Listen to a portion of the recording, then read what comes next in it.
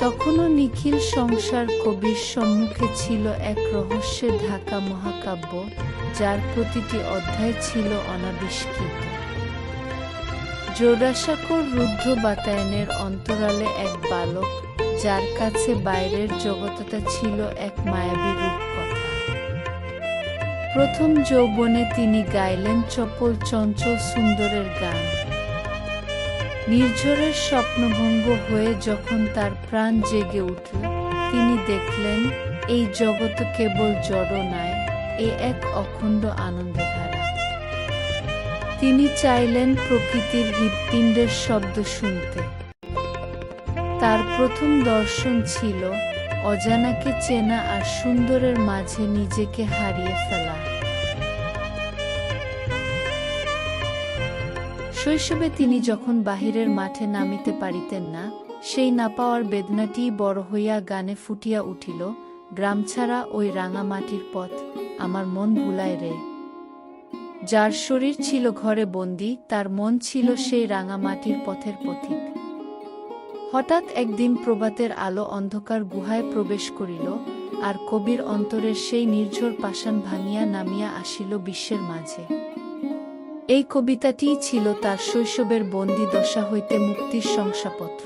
যে বালকটি বাড়ির নারিকেল গাছটিকেই অরণ্য ভাবিত, আজ তাহার সম্মুখে আসিয়া দাঁড়াইল স্বয়ং গিরিরাজ। পিতার হাত ধরিয়া সেই প্রথম গৃহের গণ্ডি পার হওয়া। ডালহৌসি পাহাড়ের যখন মেঘেরা আসিয়া বালককে ছুঁইয়া যাইত, তখন তিনি অনুভব করিলেন নিভৃত কোণের সেই ছোট্ট আমিটি আজ বিশ্ব প্রকৃতির এক বিশাল ক্যানভাসে মিশিয়া গিয়াছে। পিতা দেবেন্দ্রনাথ উপনিষদের মন্ত্র পাঠ করিতেন, আর বালক রবি সেই নির্জন পাহাড়ের শিখরে দাঁড়াইয়া ব্রহ্মসঙ্গীত গাহিতেন। হিমালয়ের সেই নীরবতা কবির গানে দিয়াছিল গাম্ভীর্য। পরবর্তীকালে তাহার গানে উদার উদাত্ত সুর, তাহার উৎসত সেই ডালহৌসি পাহাড়ের নির্জন শরীর। পিতা শিখাইলেন জ্যোতির্বিজ্ঞান। রাত্রির আকাশে অগণিত নক্ষত্রমণ্ডলীর মাঝে বালক রবি খুঁজিয়া পাইলেন সেই পরম জ্যোতি। এখানেই তাহার দর্শনের বীজ উক্ত হইল, অসীমকে চেনা যায় কেবল সুন্দরের মধ্য দিয়া। তিনি বুঝিলেন জ্ঞান কেবল পুঁথিতে নয়, জ্ঞান ছড়াইয়া রহিয়াছে হিমালয়ের পাইন বনের মর্মধ্বনি। হিমালয়ের সেই ঝরনাগুলি বোধ করি তাহার মনে জাগাইয়াছিল নির্ঝরের স্বপ্নভঙ্গের সেই অমর পঙ্ক্তি। তিনি দেখিলেন পাথর কেমন করিয়া জলের আঘাতে সুর হইয়া ঝরিয়া পড়ে। এই দর্শনেই তিনি শিখিলেন জড়তা হইতে চৈতন্যে উত্তরণই হইল জীবনের সার্থকতা। হিমালয় তাহাকে দিয়াছিল এক নতুন পরিচয়। তিনি আর কেবল ঠাকুরবাড়ির কনিষ্ঠ পুত্র রহিলেন না, তিনি হইলেন অনাদি অনন্তের এক ক্ষুদ্র অংশীদার। ডালহৌসি পাহাড়ের সেই তুষার শীতল বাতাসেই রচিত হইল বিশ্ববীর দর্শনের প্রথম প্রস্তাবনা, খাঁচা ভাঙার গান। হিমালয়ের ধ্যানগম্ভীর স্তব্ধতা ছাড়িয়া এবার 17 বছরের তরুণ পা রাখিলেন সমুদ্র পাড়ে। ইংল্যান্ডের সেই কুয়াশা ঢাকা ধূসর সকাল আর আইরিশ সুরের সেই অপূর্ব হিল্লোল, সবই যেন কিশোর রবির হৃদয়ে এক নতুন কম্পন জাগাইল। গৃহের গণ্ডি হিমালয় ভাঙিয়াছিল, আর বিলেত আসিয়া সেই ভাঙা দেওয়ালে বিশ্বনাগরিকত্বের এক নতুন তোরণ উন্মোচিত হইল। তিনি শুনিলেন অপেরা, শুনিলেন বিলেতি লোকগীতি। সেই সুরের মুক্তি তাহার ধমনীতে এক নতুন ছন্দের জন্ম দিল। তিনি দেখিলেন পাশ্চাত্য সঙ্গীতের সেই জোয়ার কিভাবে মানুষের আবেগকে নাড়া দেয়। এই দর্শনেই জন্ম নিল বাল্মীকি প্রতিভা। প্রাচ্যের ধ্রুপদ আর প্রতীচ্যের অপেরা সুর, এই দুইয়ের মহামিলনেই রচিত হইল রবীন্দ্রসঙ্গীতের এক বিশেষ ধারা। পুঁথিগত আইনের বিদ্যা তাহাকে বাঁধিতে পারে নাই, কিন্তু ব্রাইটনের সমুদ্রতটের সেই মুক্ত বাতাস আর স্কট সাহেবদের অন্দরমহলের সেই সজীবতা তাহাকে শিখাইল মানুষের প্রাণ সকল দেশের মধ্যে। তাহার দর্শনে যুক্ত হইল ব্যক্তিমানসের মুক্তি। তিনি বুঝিলেন কেবল পূর্ব নয়, পশ্চিমের সেই উদ্যম আর প্রাণের উচ্ছ্বাস ও সত্য। সিলেটের কোলাহল ছাড়িয়া কবি এবার ফিরিলেন বাংলার শ্যামল আঙিনায়। জমিদারি তদারকির অছিলায় তিনি আসিয়া দাঁড়াইলেন পদ্মার বিশাল বক্ষে। এই জলধি জল আর বালুচরের নির্জনতাই ছিল তাহার সাধনার শ্রেষ্ঠ তীর্থ।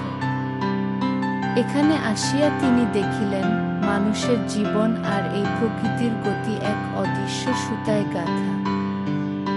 জন্ম নিল এক নতুন চেতনা, যাকে তিনি ডাকিলেন জীবন দেবতা। পদ্মার বোটটি ছিল তাহার কাছে এক ভাসমান দ্বীপ। দিনভর তিনি দেখিতেন মাঝিদের গান, চরের উপর চড়ে আসা জল পাখিদের মেলা। এই নিঃসঙ্গতাই তাহাকে উপহার দিল মানসী আর সোনার তরী।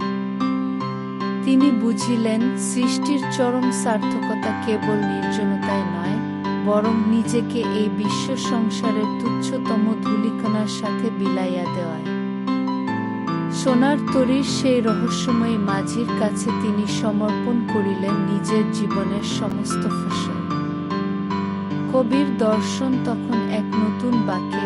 তিনি বুঝিলেন মানুষ আসিয়া চলে যায়, কিন্তু তাহার সৃষ্টির সার্থকতাটুকুই কেবল মহাকালের নৌকায় জায়গা পায়।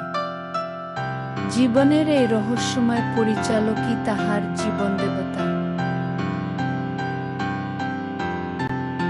পদ্মার বুকে জীবন দেবতার যে মায়াবী রূপ তিনি দেখেছিলেন, এবার তাকেই তিনি স্থাপন করিলেন মাটির পৃথিবীতে। কলকাতার কোলাহল ছাড়িয়া কবি ফিরলেন তার পিতার সাধনার ভূমি শান্তিনিকেতনে। উদ্দেশ্য ইটপাথরের খাঁচা ভাঙা এক বিদ্যালয় গড়া, যেখানে শিক্ষা হবে আনন্দময় এবং মানুষ গড়ে উঠবে প্রকৃতির সাথে নিবিড় সংযোগে। 1901 সালে প্রতিষ্ঠিত হইল ব্রহ্মচর্যাশ্রম। কবির দর্শন ছিল স্পষ্ট, শিক্ষা কেবল চার দেওয়ালের মাঝে বন্দি পুঁথিগত জ্ঞান নয়। শিক্ষা হল চারপাশের বিশ্বের সাথে একাত্ম হওয়া।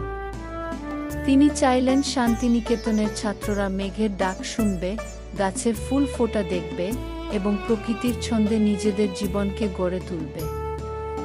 শান্তিনিকেতন হয়ে উঠল এক আধুনিক তপোবন।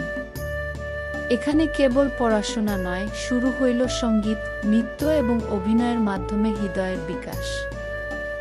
জীবনস্মৃতি থেকে তার নিজের শৈশবের সেই বন্দি দশার কথা মনে রেখে তিনি শান্তিনিকেতনকে গড়ে তুললেন বিশ্বভারতীর দিকে এগিয়ে যাওয়ার এক পদক্ষেপ হিসেবে। তিনি শিখালেন মানুষের পরম মুক্তি জ্ঞান আর কর্মের সার্থকতা লাভ করার মধ্য দিয়েই সম্ভব। শান্তিনিকেতনের একাকিত্ব টুটিয়া কবি এবার আসিয়া দাঁড়াইলেন রাজপথে।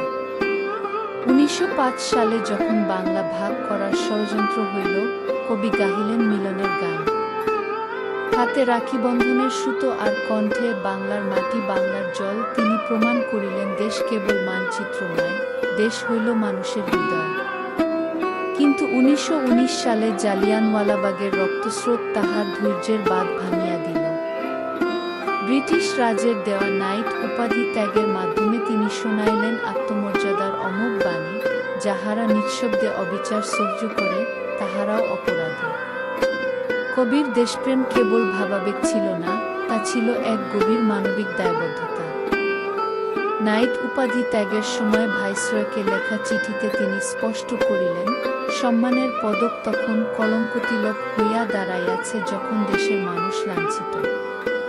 তার দর্শনে যুক্ত হইল নির্ভীকতা। তিনি শিখাইলেন সত্যের প্রয়োজনে একাকী পথ চলিতে হয়।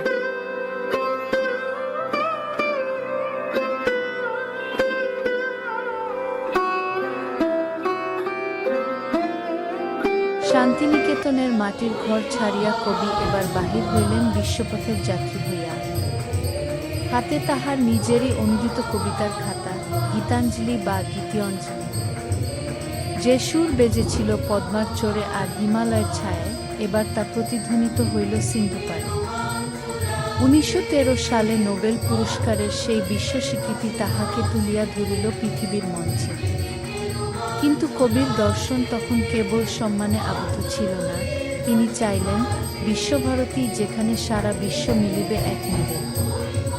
যুদ্ধবিধ্বস্ত পৃথিবীকে তিনি শোনালেন শান্তির বাণী। তিনি বুঝিলেন কেবল প্রাচ্য বা কেবল পাশ্চাত্য নয়, মানুষের মুক্তি রহিয়াছে দুইয়ের মেলবন্ধনে। তার দর্শনে যুক্ত হইল বিশ্বমানবতা। তিনি বলিলেন, সংকীর্ণ জাতীয়তাবাদ নয়, বরং পৃথিবীর সমস্ত গান আর সংস্কৃতিকে এক জায়গায় নিয়ে আসতে হবে। জীবনের উপান্তবেলায় আসিয়া কবি দেখিলেন এক বিভীষিকা। যে পশ্চিমকে তিনি একদা মিলনের ক্ষেত্র ভাবিয়াছিলেন, সেখানে নামিয়া আসিল যুদ্ধের কালো ছায়া। 1941 সালে তার শেষ অভিভাষণ সভ্যতার সংকটে তিনি ছড়িয়ে দিলেন হৃদয়ের সমস্ত বেদনা। কিন্তু এই হাহাকারের মাঝেও কবির দর্শন হার মানিল না। তিনি জানিতেন প্রলয় শেষ নয়। জীবনের অন্তিম লগ্নে আসিয়া তিনি উচ্চকণ্ঠে ঘোষণা করিলেন সেই অমোঘ সত্য, মানুষের উপর বিশ্বাস হারানো পাপ। কবির বিশ্বাস ছিল এই ধ্বংসস্তূপের মধ্য থেকেই একদিন পবিত্র হৃদয়ের নতুন মানুষের জন্ম হবে। তার দৃষ্টিতে মৃত্যু কোনো সমাপ্তি নয়, বরং জীবনেরই এক রূপান্তর। তার দর্শন আমাদের শিখিয়ে গেল, অন্ধকার যতই গভীর হোক, মানুষের ভেতরের ঐশ্বরিক আলো কখনো নেবে না। রবীন্দ্রনাথ কোনো অতীত নয়, প্রতিটি নতুন ভোরের সূর্যোদয়ে, প্রতিটি শিশুর হাসিতে আর ন্যায়ের লড়াইয়ে তিনি আজও আমাদের পথের দিশারি।